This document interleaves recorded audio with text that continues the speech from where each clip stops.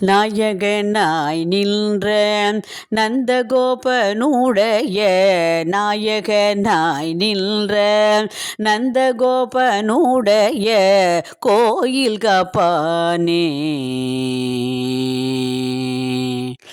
நாயகனாய் நின்ற நந்தகோபனுடைய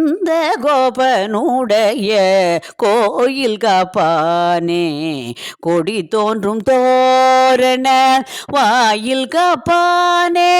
கொடி தோன்றும் தோரண வாயில் காப்பானே.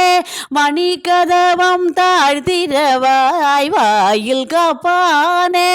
மணிக்கதவம் தாழ்த்திரவாய் ஆயர் சிறுமிய ரோமுக்கு அரைபறை மாயன் மணிவண்ணன் நென்னலேவாய் நேர்ந்தான். மாயன் மணிவண்ணன் நென்னலேவாய் நேர்ந்தான். தூயோமாய் வந்தோம் துயில் எழ பாடுவான். தூயோமாய் வந்தோம் துயில் எழ பாடுவான். வாயால் முன்னம் மாற்றாதே அம்மா. வாயால் முன்னம் மாற்றாதே அம்மா. நீ நேய நிலை கதவம் நீ கேளோரெம்பவாய். நீ நேய நிலை கதவம் நீ கேளோரெம்பவாய்.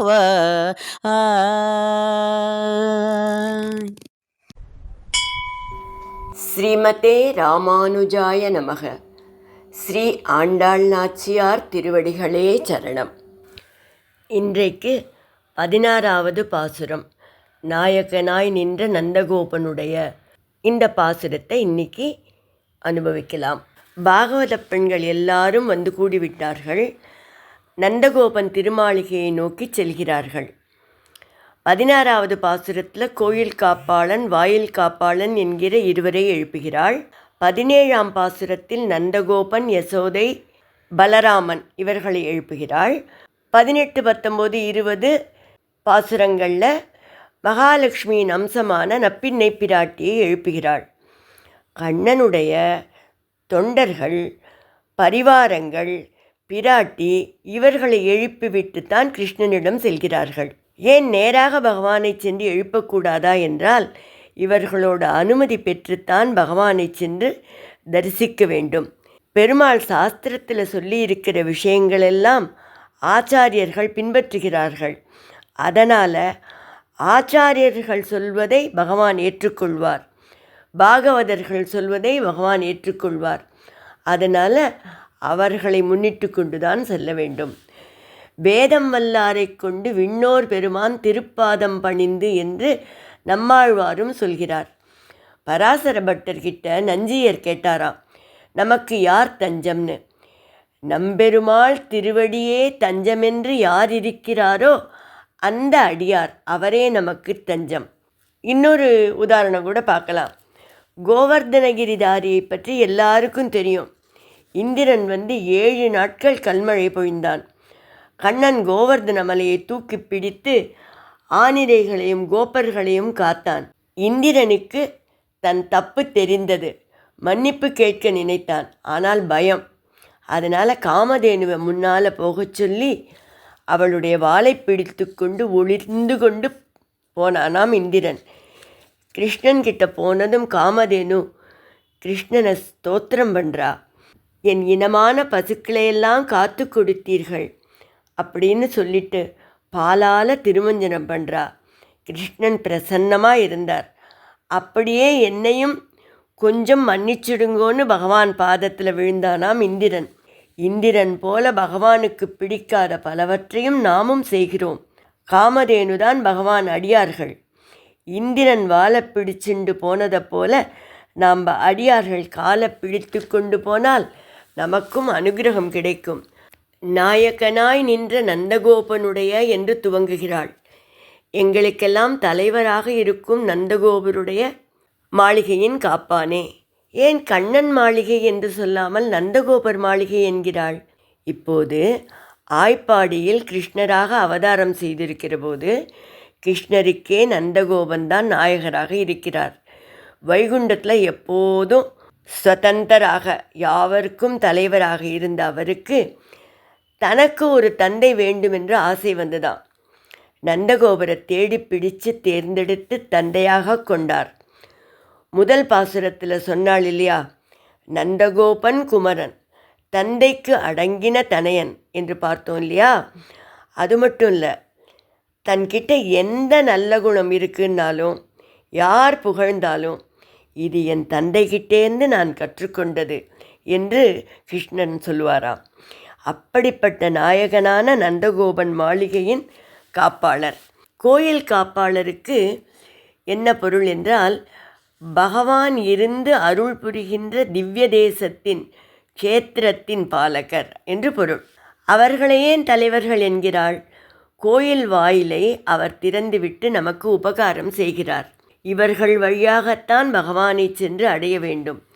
பகவானிடம் சேர்த்து வைக்கும் கடகர்கள் ஆச்சாரியன் ஸ்தானத்திலிருந்து நம்மையும் பகவானையும் சேர்த்து வைப்பவர்கள். இப்படி அன்பும் மரியாதையும் பொங்க இந்த கோபிகைகள், க்ஷேத்திரபாலகரே எங்களை உள்ளே செல்ல அனுமதியுங்கள் என்று கேட்க அவர் மகிழ்ந்து அவர்களை உள்ளே செல்ல அனுமதிக்கிறார். அடுத்ததாக வாயிற்காப்பாளரிடம் அனுமதி பெறச் செல்கிறார்கள். வாயில் காப்பாளர், யாருக்கும் உள்ளே செல்ல அனுமதி இல்லை, அதுவும் மிகவும் விடியற்காலையில் வந்திருக்கிறீர்கள் என்று சொன்னார். இது அயோத்தியா? அயோத்தி என்றால் ஊர் மக்கள் அனைவரும் ராமனிடத்தில் அன்பு கொண்டவர்கள். அவருக்கு பக்கபலமாக தம்பிகள். தசரதனோ வலிமைமிக்க சக்கரவர்த்தி. ராமருக்கு எந்த ஆபத்தும் வராது என்று தைரியமாக சொல்லலாம். இது ஆய்ப்பாடி. எங்கே எப்போ எந்த வடிவில் எந்த அரக்கன் வருவான்னே தெரியல. அதனால் யாரையும் உள்ளே அனுமதிக்க முடியாது. அவர்கள் எல்லாரும் புருஷர்கள். சண்டை போட கொலை பண்ணலாம் தெரியும். நாங்கள் எல்லாம் பெண்கள். எங்களுக்கு தீங்கு செய்யலாம் தெரியாது. எங்களை அனுமதியுங்கள். பெண்களா? சூர்பனக வந்ததிலிருந்து பெண்கள் என்றாலே நம்ப முடியவில்லை. சூர்பனகை ராட்சசி, அரக்கி. நாங்கள் இடைச்சிகள், இடைப்பெண்கள். இடைப்பெண் வடிவில் தானே பூதனை வந்தா. நாங்கள் பெண்கள் கூட இல்லை ஐயா, நாங்கள் சிறுமிகள். வத்சாசூரன் என்ற அரக்கன் கண்ணுக்குட்டிக்குள்ள சின்ன பையனாய் இருந்து கொண்டு வந்தான். கிருஷ்ணரை கொலை செய்ய முயற்சி செய்தான் அப்படின்னு இவர் திருப்பவும் சொல்கிறார்.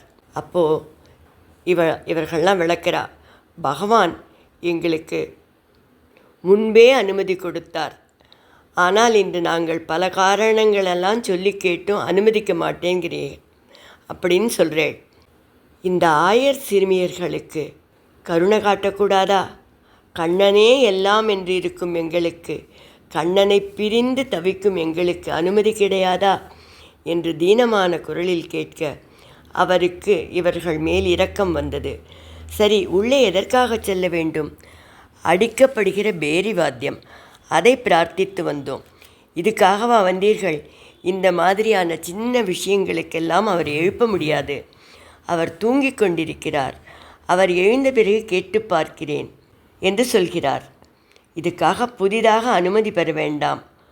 மாயன் மணிவண்ணன் நென்னலே வாய் நேர்ந்தான். நேற்றே அனுமதித்து விட்டார். அவரே எங்களை தேடி வந்து சொன்னார் என்று விளக்கிச் சொல்கிறாள். இந்த இடத்துல ஆண்டாள் வாய் நேர்ந்தான் அப்படின்னு சொல்கிறா. சொன்னான் பேசினான்னு சொல்லலை. அவர் வாய் திறந்தார். அவர் பேசினாரா இல்லையான்னு பார்க்கறதுக்கெலாம் இவளால் முடியலையாம். ஏன் தெரியுமா? அவர் மணிவண்ணன், நீலமணி போன்று அழகியவர். அவர் வாய் திறந்தது தான் இவர்களுக்கு தெரிந்தது. அதுவே ரொம்ப அழகாக இருந்தது. அந்த அழகையே இவர்கள் பார்த்து கொண்டிருந்தார்கள். இப்படி அவர் பேசும்போதே அழகியவராக இருந்தாள் என்று சொல்கிறாள். இது நிறைய இடங்களில் சொல்லப்படுகிறது. வாக்மி ஸ்ரீமான், பேசும்போது மிக அழகாக இருப்பவர் என்று ராமரை பற்றி ராமாயணத்தில் வருது.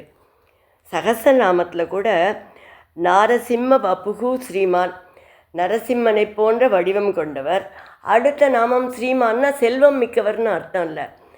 அந்த நரசிம்ம வடிவத்தில் ரொம்ப அழகாக இருந்தவர். நம்ம எங்கேயாவது நரசிம்மராக இருக்கார் அப்படிங்கிறதுனால ஏதோ பயங்கரமாக இருக்காரோ அப்படின்னு நினச்சிக்க வேண்டாம். அந்த வடிவத்தில் கூட அழகாக இருந்தவர் அப்படிங்கிறா போல் எடுத்து சொல்கிறா. அப்படிப்பட்ட வடிவழகன் இல்லையா, அதிலேயே ஈடுபட்டு நாங்கள் நின்று கொண்டிருந்தோம் என்று இந்த இடத்துல ஆண்டாள் சொல்வது ரொம்ப ரசிக்கத்தக்கதாக இருக்குது. அந்த வாயிற்காப்பவரிடம் நாங்கள் பகவானின் அடியவர்கள், தூயோமாய் வந்தோம் துயிலழப் பாடுவான் என்று விளக்குகிறாள். தூயோமாய்ங்கிறது என்னன்னு நமக்கு தெரியும், 5ஆம் பாசுரத்திலே பார்த்துருக்கோம். பகவானை தவிர வேறு ஒரு பொருளை ஆசைப்படாமல் இருத்தல், வேறு ஒருவரை சரணமாக பற்றாமல் இருத்தல், இதானே அதுக்கு அர்த்தம். இதை சொல்லிட்டு நாங்கள் அவர் துயிலழ பாட வந்தோம் அப்படின்னு சொல்கிறா. அவர் தூக்கத்துலேருந்து எழுப்பி சிரமத்தை கொடுக்க மாட்டோம், அவர் தூங்குகிற அழகை சேவிக்கணும். அவர் தூங்கி எழும்போது அந்த துயிலழற அழகை சேவிக்கணும். தூங்கி எழும்போது அவரோட அருட்பார்வை எங்கள் மேலே பட வேண்டும் அப்படின்னு சொல்கிறா. இதுக்காகத்தான் நாங்கள் வந்திருக்கோம் அப்படின்னு சொல்கிறா.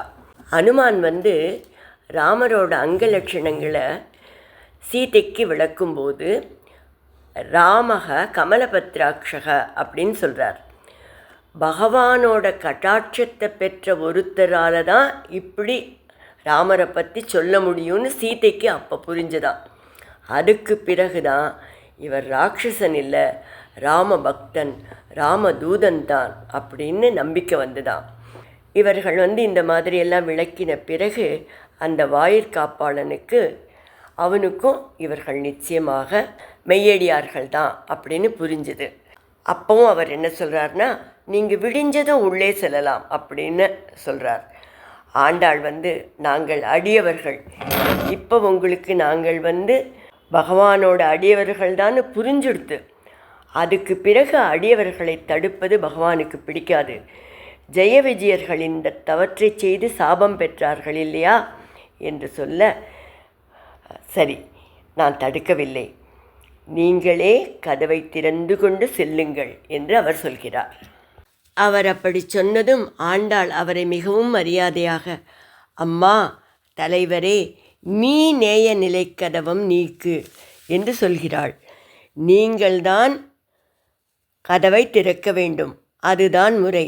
கோவிலில் திரை போட்டிருந்தால் அர்ச்சகர்தான் அதை திறக்க வேண்டும், நாம் விலக்கிக் கொண்டு நுழைய முடியாது. அர்ச்சகர்தான் தீர்த்தமோ சடாரியோ சாதிக்க வேண்டுமே ஒழிய நாம் எடுத்துக்கொள்ளக்கூடாது.